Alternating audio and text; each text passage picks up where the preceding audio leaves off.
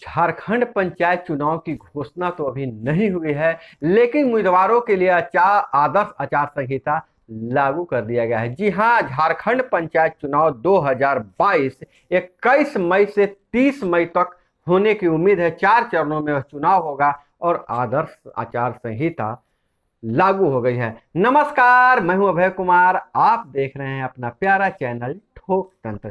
ठोक तंत्र में हम खबर लेते हैं, वैसी खबरें जो पंचायतों से जुड़ी हुई है, और झारखंड पंचायत चुनाव से संबंधित सारा अपडेट्स आपको यहाँ मिलता रहेगा। तो हम आपको बताते हैं कि झारखंड में पंचायत चुनाव को लेकर आदर्श आचार संहिता लागू कर दिया गया है और इसका उल्लंघन करने वाले उम्मीदवारों पर भारी पड़ेगा, वैसे लोगों पर कार्रवाई होगा। तो क्या है आदर्श आचार संहिता, इस पर हम नजर डाल लेते हैं।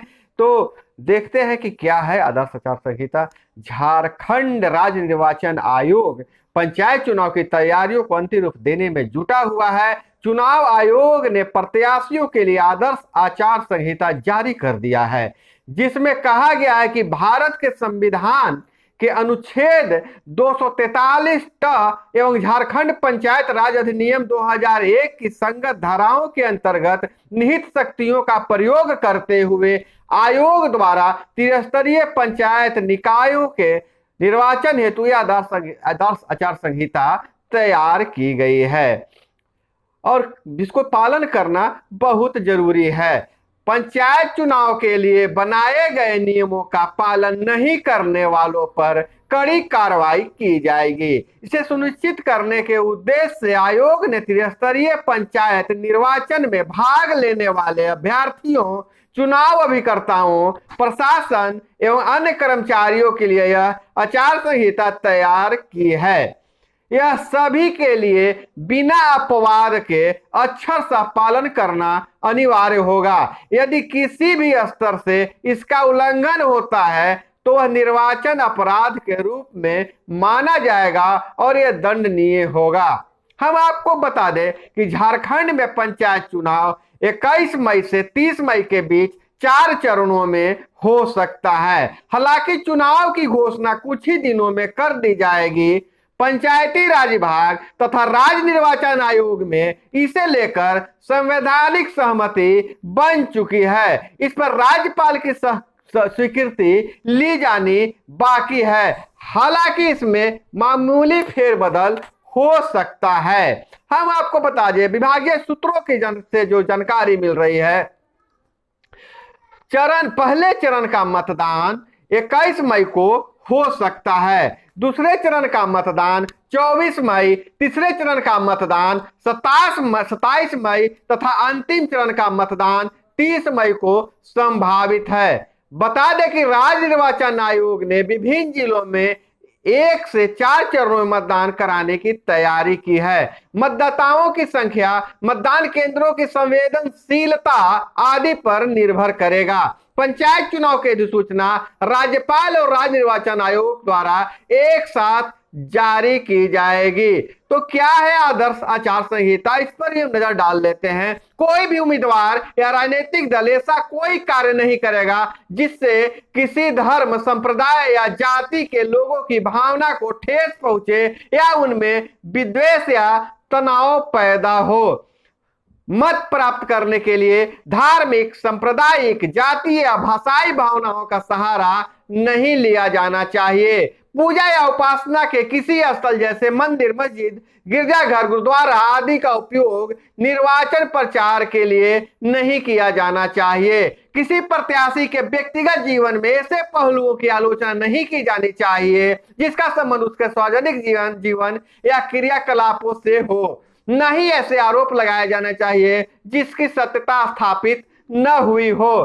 किसी प्रत्याशी की आलोचना उसकी नीति और कार्यक्रम पूर्व इतिहास एवं कार्य तक ही सीमित रहनी चाहिए। उसका एवं उसके कार्यकर्ताओं की आलोचना असत्यापित आरोपों पर आधारित नहीं की जानी चाहिए। हर व्यक्ति के शांतिपूर्ण घरेलू जीवन का अधिकार का सम्मान किया जाना चाहिए, चाहे उसके विचार कैसे भी क्यों न हो। किसी व्यक्ति के कार्य और विचारों का विरोध करने के लिए प्रत्याशी द्वारा ऐसे व्यक्ति के घर के सामने धरना, नारेबाजी, प्रदर्शन का तरीका अपनाना गलत होगा। ऐसे प्रत्याशी को सभी कार्यों से परहेज करना चाहिए जो निर्वाचन कानून के अंतर्गत अपराध है। निर्वाचन क्षेत्र में मतदान की समाप्ति के लिए नियत किए गए समय से 48 घंटे पूर्व तक की अवधि के दौरान कोई भी व्यक्ति न तो सार्वजनिक सभा बुलाएगा, न ही आयोजित करेगा, न ही उसमें उपस्थित होगा। मतदाताओं को रिश्वत या किसी प्रकार का इनाम देना भी अपराध माना जाएगा। मतदान केंद्र के 100 मीटर के अंदर किसी प्रकार का चुनाव प्रचार करना, क्षमा याचना करना, मतदाताओं को मतदान केंद्र तक लाने या ले जाने की वाहनों का उपयोग करना, मतदान केंद्र में या उसके आसपास विशृंखलन आचरण करना या मतदान अधिकारियों के कार्य में बाधा डालना, उनसे अभद्र व्यवहार करना दंडनीय अपराध माना जाएगा। मतदाताओं को प्रतिरूपण करना अर्थात गलत नाम से मतदान करने या कराने का प्रयास करना भी प्रतिबंधित है। मतदान के 2 दिन पूर्व से लेकर मतदान के दिन तथा अगले दिन सुबह 7 बजे तक किसी उम्मीदवार द्वारा न तो शराब खरीदी जाए, न ही उसे किसी को पेश किया जा सकता है। किसी भी उम्मीदवार द्वारा किसी व्यक्ति के भूमि, भवन, अहाते या दीवार का उपयोग, झंडा, बैनर आदि लगाने का कार्य भवन मालिक के लिखित अनुमति के बगैर नहीं किया जाएगा। समर्थकों एवं कार्यकर्ताओं को भी ऐसा ही नहीं करने देना चाहिए। भवन, अहाते या दीवार पर चुनाव प्रचार हेतु नारे लिखना, चुनाव चिन्ह पेंट करना, पोस्टर चिपकाने का कार्य एवं मकान मालिक की लिखित सहमति लेने के बाद नहीं किया जा सकता है। कोई भी अभ्यर्थी या समर्थक इस सार्वजनिक स्थल, भवन, दीवार, खंभे, वृक्ष आदि पर किसी प्रकार का झंडा, बैनर, पोस्टर नहीं लगाएगा।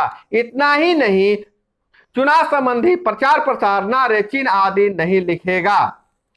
यदि इस प्रकार कोई मामला प्रकाश में आता है तो निर्वाची पदाधिकारी द्वारा उस अभ्यर्थी के विरुद्ध कार्रवाई की जाएगी। किसी उम्मीदवार के पक्ष में लगाए गए झंडे या पोस्टर को दूसरे उम्मीदवार द्वारा हटाना भी वर्जित है। मतदाताओं को दी जाने वाली पहचान पत्र पर्चियां सादे कागज पर होनी चाहिए। उम्मीदवार का नाम या चुनाव चिन्ह अंकित नहीं होना चाहिए। और इधर बात करें कि मतदान शांतिपूर्ण सुचारू ढंग से संपन्न कराने हेतु निर्वाचन ड्यूटी पदाधिकारियों के साथ पूरा सहयोग करने का हिदायत दिया गया है। मतगणना के प्राधिकृत अभिकर्ता को बिना बैच या पहचान पत्र के प्रवेश हेतु अनुमति नहीं दी जाएगी। और अंत में सरकारी और सरकारी परिषदों, विश्राम गृहों, डाक बंगलों या अन्य आवासों का उपयोग चुनाव कार्य के लिए किसी भी उम्मीदवार या उसके समर्थक द्वारा नहीं किया जाएगा। तो यह थी आदर्श आचार संहिता जो आपको जानना जरूरी था। अगर आप चुनाव में हैं या चुनाव नहीं लड़ रहे हैं फिर भी यह जानकारी आपको होनी चाहिए। अगर कोई उम्मीदवार इसका उल्लंघन करता है तो आप स्थानीय निर्वाची पदाधिकारी से शिकायत कर उस पर कार्रवाई करवा सकते हैं। तो दोस्तों, यह थी झारखंड पंचायत चुनाव से लेकर बहुत ही महत्वपूर्ण जानकारी है। यह जानकारी आपको कैसी लगी जरूर कमेंट में बताइएगा। मिलते हैं अगले वीडियो में। जय हिंद, वंदे मातरम।